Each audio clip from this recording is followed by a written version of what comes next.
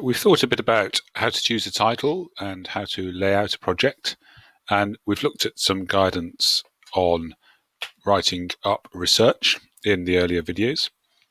That brings us to the discussion or development section of the project, the main point of which is for the student to give their own response to their question. So, unlike the literature review, in which they will largely be looking at what other people have said, the discussion or development section requires them to put a point of view of their own and to back it up with evidence from their research. So the first key point is, have they been able to locate a debate? Many projects take on a purely descriptive character. Students narrate developments, they lay out facts, but they don't really engage in academic discussion and debate. And so at the start of the discussion, one key issue is to actually check that there is an issue, that there is a debate to be joined. When students are doing that, there's various different models that can help them to structure their response. A simple one is the point argument, counter argument response model, in which they first of all define their own position, then they provide supporting arguments, then consider counter arguments and seek to answer them. And that can literally be, a project can literally be broken down into that kind of a structure, or they could have a series of points with arguments, counter arguments and responses threaded through each. Another way of proceeding is to consider alternative perspectives. So there might be 3 or 4 main theories or interpretations which they lay out and then critically evaluate before drawing conclusions about the merits of each. This model can be useful particularly for students who are doing practical projects, in which we would expect them to explore the topic not simply in a linear way by creating their own preferred response to their question or brief, but in which they will consider and experiment with a range of different ways of achieving their goals before deciding which of those alternative possibilities is the best. So, for example, suppose that they were making a documentary film to illustrate issues about social media with young people. Well, they might come up with 2 or 3 different screenplays or 2 or 3 different suggested storyboards, and then evaluate the merits of each before deciding how they actually wanted to shoot their film. So there needs, even in practical projects, there still needs to be that element of investigation, experimentation, and critical evaluation of alternative possibilities. The project mustn't be too linear. I quite like to use the opinion spectrum model with some students, where you encourage them to identify the extreme positions in a debate, and then perhaps to find a mid-ground position between those, and then again to evaluate the merits of each.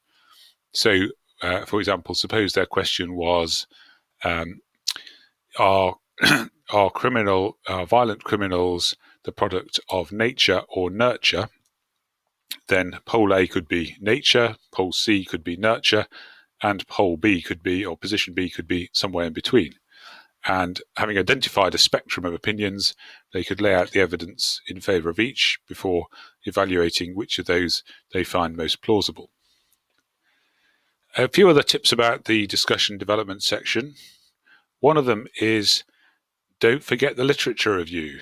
I find that students often, having written up their research in their literature review, simply forget about that and proceed to do the discussion as if it was an entirely separate piece of work. Whereas, of course, the whole point of doing a literature review is to have source material that can be looked at and drawn into the discussion, drawn in to provide support or positions to argue against in the discussion section. So they need to remember to use their sources, and there will be some overlap between the literature review and the discussion, in that material in the discussion will draw upon the research, but this time using it for the purposes of argument and counter-argument. And one final tip, I sometimes slightly jokingly say you can tell the quality of a discussion by counting up the number of times a student uses the word however. The ability to argue, counter-argue, and respond to a counter-argument really does tend, as a rule, to show the students who are really working at a sophisticated level. So in a well-framed discussion, we would expect to see however being used reasonably frequently.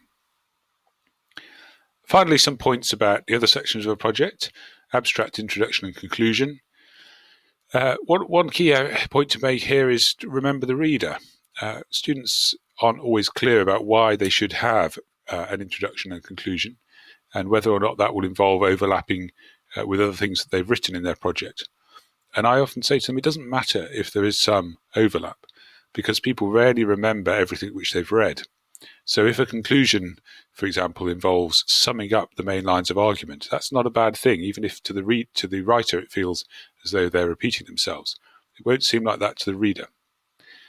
Introduction needs to set the scene, define terms, motivate the problem, explain why there's an issue, explain why the project will contain the material that it does. And an abstract, which often confuses students, the best advice I can give them there is to advise them to look at some examples from online journal articles and notice how an abstract is written, how it tries to characterize the entire project in a couple of hundred words. Students often fall into the trap of putting the abstract in the past tense because it's the last thing that they've written. And again, they need to remember the reader. It's not a helpful thing for a reader if they encounter the opening paragraph written in the past tense. And a few very final points. Talk to students about academic writing, about academic tone, about the appropriate level of objectivity, not too many pronouns, not too many references to the first person, all being well. Talk to them as well about the value of doing a spelling and grammar check. There's a new tool that's appeared on Google Docs that will do that for them if they want to run a spell check and a grammar check on their document. I quite like 1.5 spacing, and I'm a big fan of the spectral font, but they can experiment and think about page layout, think about making it look smart and crisp on the page. And two very final points. Remember, your job as a mentor is to help the students keep going. It's always a bit of a slog, and there's usually a bit of a muddle in the middle of a project.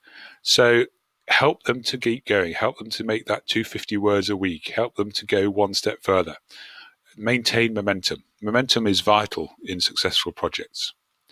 As part of this, don't overload them with guidance. Sometimes it's tempting to get out the comment button or the red pen and scribble all over the work.